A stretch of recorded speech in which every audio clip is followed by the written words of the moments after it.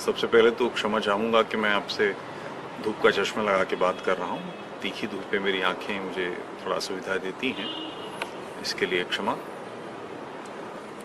कभी भी किसी कार्य को तात्कालिकता से नहीं नापा जा सकता। कोई भी काम परिणाम से तय किया जाता है। सामान्य घटना है, एक सैनिक और एक सामान्य डाकू में क्या अंतर है? दोनों ही लोगों का कत्ल करते हैं, दोनों ही लूटमार करते हैं। सैनिक उस मायने में लूटमार नहीं करते, किंतु शत्रु पक्ष की भूमि को अधिग्रहित करते हैं, कब्जा करते हैं।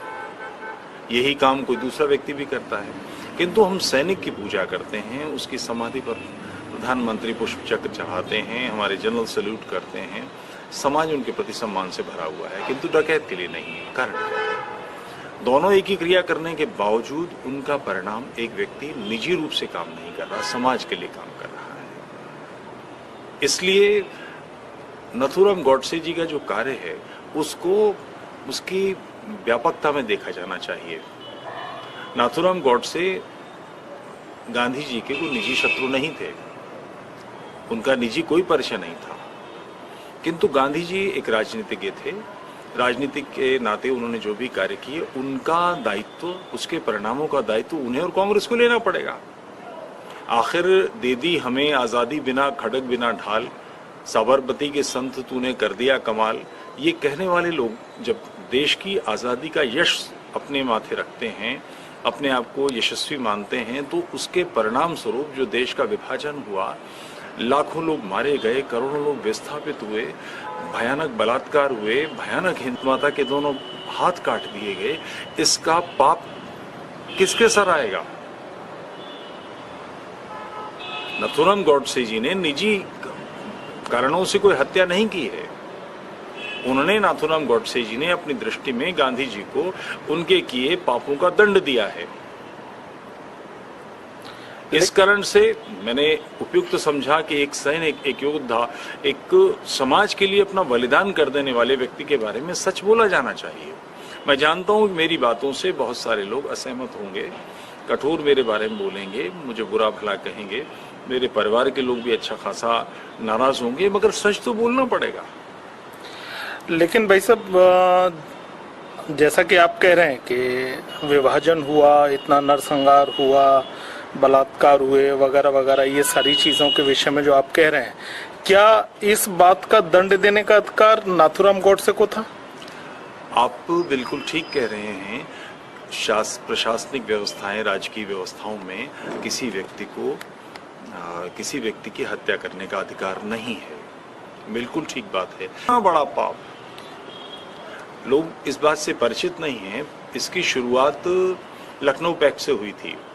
लखनऊ में कांग्रेस ने और मुस्लिम लीग ने साथ साथ अपना अधिवेशन रखा और वहां से गांधी जी के नेतृत्व में ये स्वीकार किया गया कि मुस्लिम लीग की मांग के हिसाब से उनको मताधिकार आरक्षित कर दिए गए। ये तय कर दिया गया कि असेंबली में उनको इतनी प्रतिशत सीटें मिलेंगी। बिना चुनाव लड़े उनको 50% का भागीदार बना दिया गया।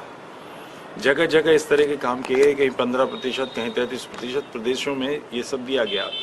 फ्लैग कमेटी बनी, भारत का ध्वज कौन सा होगा इसको तय करने के लिए कमेटी बनाई गई थी। काका साहब, कालेलकर, पट्टाभिसर, सीतारामैया, जवाहरलाल नेहरू, हार्डिकर जी वगैरह इस तरह के लोग थे, पटेल, नेहरू, सब लोग थे। उन लोगों ने एक मत से तय किया था कि भारत का ध्वज केसरिया ही हो सकता है। 2 अतिरिक्त रंग डालकर उसको, भारतीय इतिहास को अपमानित करने का काम गांधी जी ने किया। भाषा के स्तर पर जो भाषा भारत में चलती थी उसको हिंदुस्तानी के नाम पर उसमें अरबी, फारसी, बादशाह राम, बेगम सीता, मौलवी वाल्मीकि जैसी बेवकूफियां ठूसने का काम गांधी जी ने किया। आप गांधी जी के कार्यों को देखिए। विभाजन को लेकर देश स्वतंत्र करना है, गांधी जी का वक्तव्य है कि भारत का बंटवारा मेरी लाश पर होगा। कांग्रेस वर्किंग कमेटी में भारत के विभाजन का प्रस्ताव गिर गया। नेहरू भागे भागे गांधी जी को बुला कर लाए और गांधी जी ने फिर वहां स्पीच दी, लोगों को कन्विंस किया और गांधी जी के दबाव में कांग्रेस कमेटी चुप रही और देश का विभाजन का प्रस्ताव स्वीकार किया गया। भारत माता के हाथों को काटने का अंतिम प्रहार गांधी ने किया है। भारत माता को विभाजित करने का अधिकार किसी को नहीं है, कोई महात्मा इसके लिए अधिकारी नहीं है।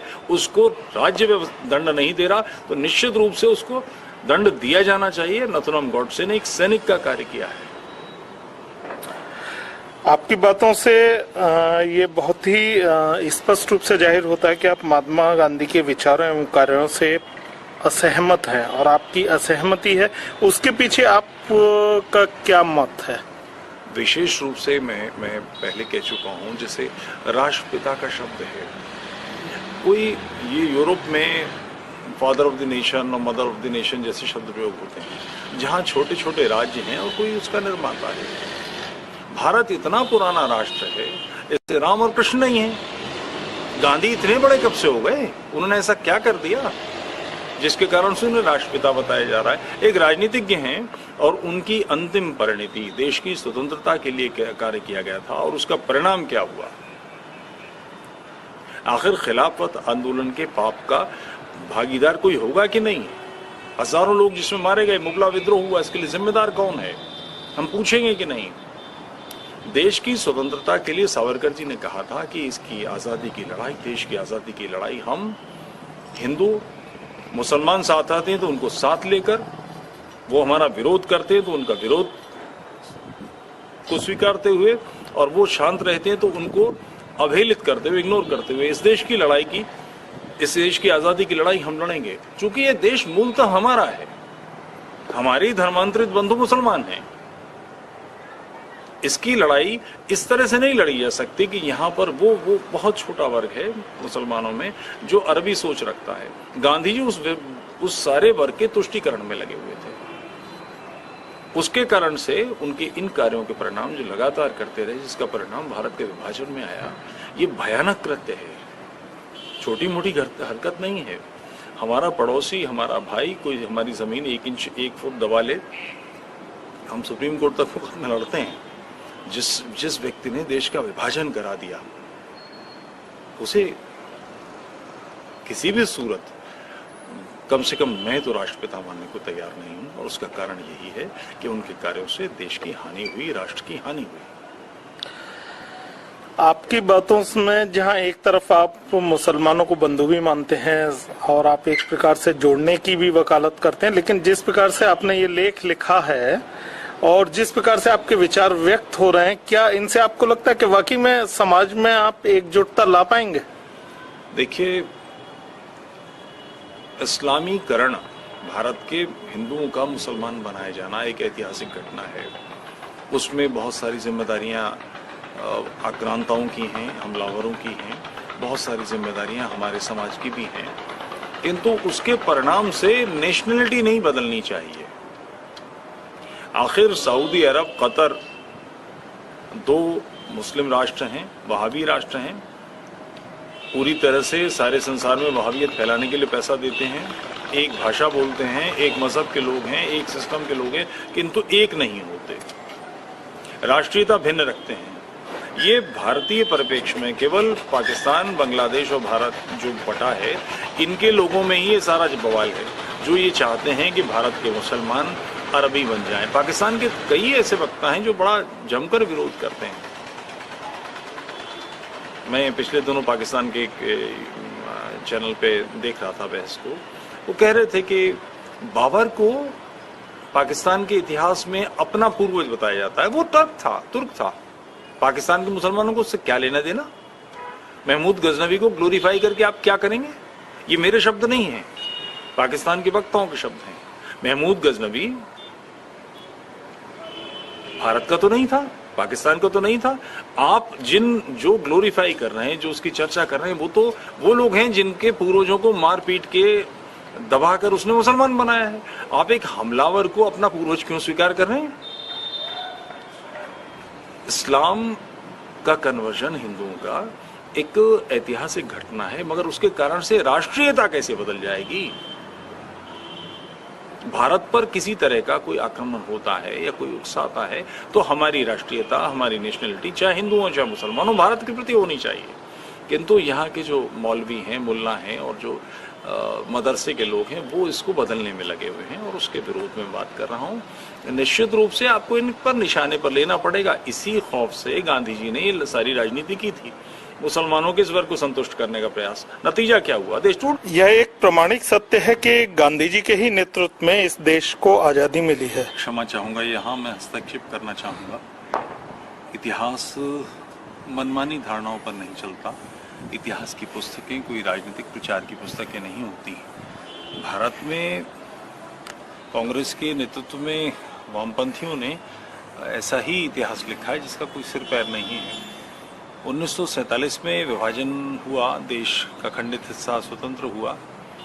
आपको डोमिनिक लैपियर और लैरी कोलिंस विश्व के प्रतिष्ठिततम लेखक हैं, उनकी किताब पढ़नी चाहिए, लेटर्स ऑफ माउंटबेटन।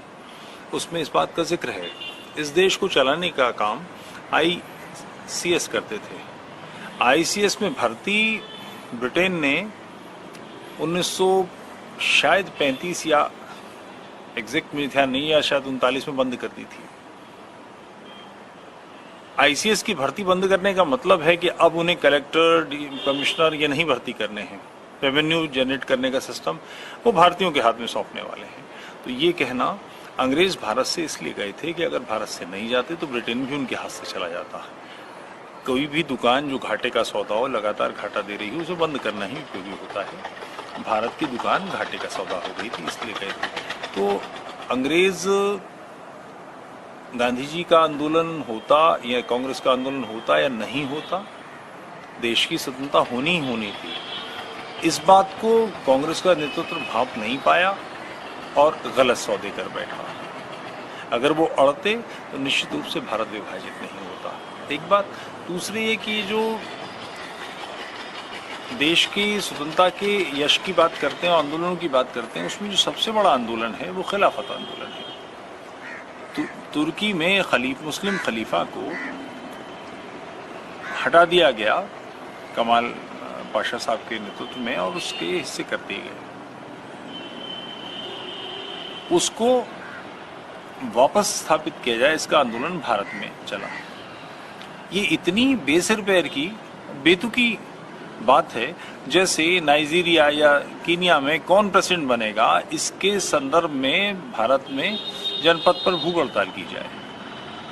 उस आंदोलन का भारत से लेना देना ही क्या था? कोई मतलब नहीं था। मूर्खतापूर्ण आंदोलन, उसमें गांधी जी ने कांग्रेस को झोंक दिया। परिणाम जाहिर है कि खराब आते रहे। और एक बात जो विभाजन के बाद 47 के बाद भी चलती रही, जब देश विभाजित हुआ तो दोनों तरफ का हिस्सा लेना देना, यहाँ तक कि सेना की बंटवारे, पागलों के जो मुस्लिम पागल थे वो पाकिस्तान भेजे गए, हिंदू पागल वहाँ से निकाले गए। एक मशहूर कहानी टूबा टेक सिंह इसी विषय पर है। उसमें 55 करोड़ रुपया भारत को पाकिस्तान का देना था और भारत को पाकिस्तान से बहुत कुछ लेना था, जिसमें सोना इत्यादि बहुत चीजें थी। कश्मीर पर पाकिस्तान की सेना के नेतृत्व में कबायलियों का हमला हो गया। सब कुछ सामने था। गांधी जी आमरण अनशन पर बैठ गए कि 55 करोड़ रुपया पाकिस्तान को दिया जाना चाहिए। राष्ट्र की आवाज किसी व्यक्ति में अगर समाहित मानी जाए, किसी संस्था में समाहित मानी जाए, तो वो संसद में मानी जाएगी कि हमारे प्रतिनिधि वहां पार्लियामेंट में चुने जाते हैं और पार्लियामेंट हमारी आवाज तय करती है। पटेल का स्टेटमेंट है कि धौंस के आगे भीख नहीं डालेंगे, दबाव के सामने डिगेंगे नहीं। भारतीय संसद ने एक मत से कहा कि हम पाकिस्तान को इस समय पैसा नहीं देंगे। ये इस तरह से है कि हम पर कोई हमला होता है और मेरा ही भाई, मेरा परिवार का कोई व्यक्ति शत्रु पक्ष को सामग्री देता है, पैसा देता है, तो उसको शत्रुतापूर्ण कार्रवाई माना जाएगा कि नहीं माना जाएगा। गांधी जी उस 55 करोड़ रुपए दिलवाने के लिए आमरण अनशन पर बैठ गए। संसद की आवाज को, सारे समाज की आवाज को उन्होंने अवहेलित किया। ये आखिरी कील थी जिसके बाद गोडसे जी ने तय किया कि अब इनकी चीजें सीमाहीन हो गई हैं। ये समस्या बन गए हैं, अपनी सनकपूर्ण चिंतन को भारत के गले उतारने की कोशिश कर रहे हैं। इसके परिणाम स्वरूप महात्मा गांधी की गोडसे जी ने हत्या की। आप इसे गलत समझें या सही समझें, इसको उचित ठहराएं, अनुचित ठहराएं, मगर एक ऐसा व्यक्ति जिसने राष्ट्र के लिए, समाज के लिए अपना बलिदान दिया, उसके बारे में सच बोलना पड़ेगा। मैं सहमत हूं, मैं पूरी तरह से आश्वस्त हूं कि मैं सच बोल रहा हूं। मेरा आखिरी प्रश्न ये है कि क्या विरोध करने के लिए और सच को सामने लाने का यही एकमात्र तरीका है? ये बड़ा गंभीर प्रश्न है और आप भी इसके बधाई के पात्र हैं। देश को स्वतंत्र हुए 60 साल होने आए। देश की मुख्य धारा की आवाज कहीं नहीं थी। Print media, electronic media, Doordarshan इत्यादि सारे, कहीं कोई गंभीर बात नहीं। ऐसी बात करने वाले जो मैं कह रहा हूँ, ये मेरे जैसी सोच रखने वाले लोग जो इस राष्ट्र का आज भी 80% हैं, उनकी बात कहने का कहीं कोई ढंग नहीं था। कोई उनको बुलाता था तो केवल इस कारण से कि वो एक उत्पात खड़ा कर दें, कोई बवाल खड़ा हो और उस पर बहसें चलाई जा सकें। सोशल मीडिया बधाई का पात्र है। इसने यहाँ के दबे, कुचले हुए, पिछड़े, आहत हिंदू मानस को आवाज़ दे दी है। आज हम कोई बात कहते हैं तो हमारी बात सुनने वाला है, और मैं अकेला नहीं हूँ, मेरे जैसे लाखों लोग हैं जो कोई बात कहते हैं तो समाज में उसको सुना जाता है। इससे पहले हम कहते किससे? अखबार का संपादक हमारी नहीं सुनता, कोई भी वीडियो चैनल, कोई भी टीवी चैनल हमारी नहीं सुनता। आज आप मुझसे बात करने आए हैं या इस तरह की बातें सामने तो आ रही हैं, इसके अलावा चारा कोई नहीं था। आप बधाई के पात्र हैं कि आप इस स्वर को सामने ला रहे हैं। नाथूराम गॉडसे जी का बलिदान इस देश में उपेक्षित बलिदान है। केवल इस कसौटी पर कसिए, आपको समझ में आ जाएगा कि वो निजी रूप से दुश्मन नहीं है। जानते हैं कि गांधी जी को गोली मारने के बाद मैं मार दिया जाऊंगा, मेरा परिवार बुरी तरह कुचल दिया जाएगा, मेरे परिवार का कोई भविष्य नहीं होगा, हमेशा के लिए मेरा माथा, मेरा मुंह काला कर दिया जाएगा। फिर भी उन्होंने ये चयन किया कि आवश्यक है। गांधी जी का पाप इतना बड़ा है मातृभूमि के विभाजन का कि इसके लिए उन्हें दंडित होना ही होना पड़ेगा, उन्हें छोड़ा नहीं जा सकता। जिस व्यक्ति ने ये काम किया वो स्तुति के योग्य काम है, और आप जैसे लोग मेरी आवाज़ उठा रहे हैं, हो सकता है इस पर बवाल खड़ा हो, जो भी हो, मगर सच तो यही है।